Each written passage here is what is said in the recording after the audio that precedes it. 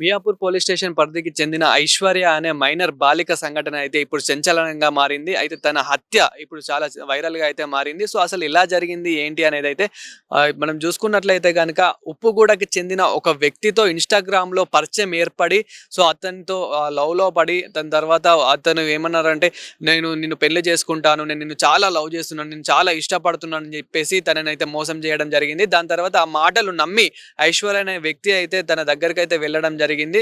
ఉప్పుగూడకు చెందిన ఎవరైతే చింటూ అనే వ్యక్తి ఉన్నాడో సో, అతని దగ్గరికి వెళ్ళిన తర్వాత అతను కొంచెము లైంగికంగా వేధింపులకు గురైనవ్వడం గాని ఇలా చేసిన తర్వాత నన్ను పెళ్లి చేసుకో అని చెప్పడం అయితే జరిగింది. ఆ అమ్మాయి ఎవరైతే మైనర్ ఐశ్వర్య అనే వ్యక్తి ఉన్నారో సో, తను నన్ను పెళ్లి చేసుకో అని చెప్పడంతోనే తను అయితే ఓకే పర్లేదని చెప్పేసి పెళ్లి కూడా చేసుకున్నట్టు నటించడం అయితే జరిగింది. దాని తర్వాత కొన్ని రోజులకి ఎవరైతే తన తల్లిదండ్రులు ఉన్నారో సో, తన తల్లిదండ్రులతో ఐశ్వర్య తల్లిదండ్రులతో కూడా మంచిగానే మాట్లాడిపియడము. దాని తర్వాత కొన్ని రోజులకి తన సిమ్ ఇరిసేసి దాని తర్వాత తన ఫోన్ కూడా పగలగొట్టేసి ఎవరైతే ఈ చింటూ అనే వ్యక్తి ఉన్నాడో ఎప్పుడైతే తన తల్లిదండ్రులతో మాట్లాడాలనుకుంటే తను బయట ఉన్నప్పుడు కాన్ఫరెన్స్ కాల్‌లో గానివ్వండి, లేదంటే తన నంబర్ నుంచి మాట్లాడించడం గానివ్వండి, మాట్లాడించడం అయితే జరిగింది. దాని తర్వాత కొన్ని రోజుల తర్వాత అయితే అసలు అతనికి కాల్ చేస్తే ఎలాంటి రెస్పాండ్ లేదు.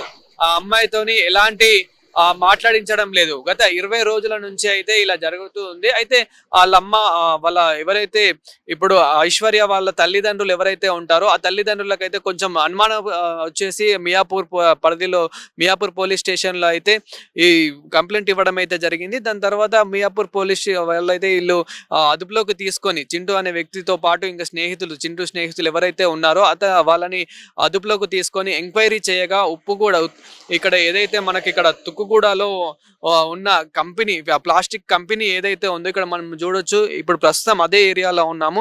సో, ఇక్కడ ఓవరాల్‌గా మనం చూసుకుంటే గనక తుక్కుగూడలో టోటల్ ప్లాస్టిక్ కంపెనీలే మనం ఇక్కడ చూడొచ్చు.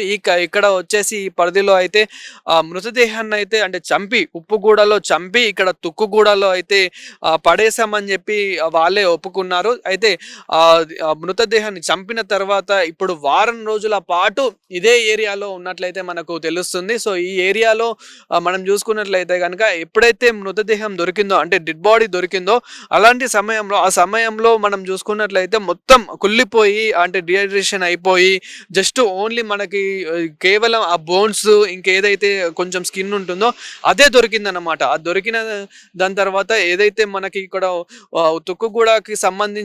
తుక్కుగూడ పోలీస్ స్టేషన్ పరిధికి సంబంధించిన పోలీసులు ఎవరైతే ఉంటారో వాళ్ళు ఎంక్వైరీ చేసి సో, ఇక్కడ మన మియాపూర్ పోలీసు వాళ్ళు ఇక్కడికి గాంధీ హాస్పిటల్‌కి అయితే డెడ్ బాడీని అయితే తరలించడం అయితే జరిగింది. అదే విధంగా అంటే డెడ్ బాడీని అక్కడ ఎంక్వైరీ చేసి పోస్ట్‌మార్టం చేసిన తర్వాత ఇంకా రిపోర్ట్స్ అయితే రానున్నాయి. ప్రస్తుతం మనం తుక్కుగూడలో ఉన్న ఏరియాలో అయితే ఉన్నాము. ఇక్కడ తుక్కుగూడలో టోటల్ ఓవరాల్‌గా మనం చూసుకున్నట్లయితే గనక అన్ని ప్లాస్టిక్ కంపెనీకి సంబంధించిన ఫ్యాక్టరీలే ఇక్కడ కంపెనీలే మనకైతే ఉన్నాయి. ఇక్కడ మనం చూడొచ్చు ఎన్నో కొన్ని 20, 30 కంపెనీలు సీరియల్‌గా అయితే ఇక్కడ ఉన్నాయి. సో, ఇక్కడ ఇదే ఏరియాలో అయితే వాళ్ళైతే ఆ బాడీని అయితే పడేయడం జరిగింది. దాని తర్వాత వారం రోజుల పాటు అలాగే కుళ్ళిపోతూ ఆ బాడీ అయితే ఉంది. దాని తర్వాత ఎప్పుడైతే ఐశ్వర్య అనే అమ్మాయి మైనర్ బాలిక అమ్మాయి వాళ్ళ తల్లిదండ్రులకి అయితే అనుమానం అయితే రావడం జరిగింది. అంటే అసలు నా కూతురికి ఏమైంది? నా కూతురు అసలు ఉందా? లేదా? అని చెప్పేసి అక్కడ కంప్లెయింట్ ఇవ్వడం జరిగింది. ఇలా ఒక అబ్బాయి అయితే ఇన్‌స్టాగ్రామ్‌లో పరిచయం అయిపోయి అంటే ఇన్ని డేస్ ఫ్రెండ్స్‌తోని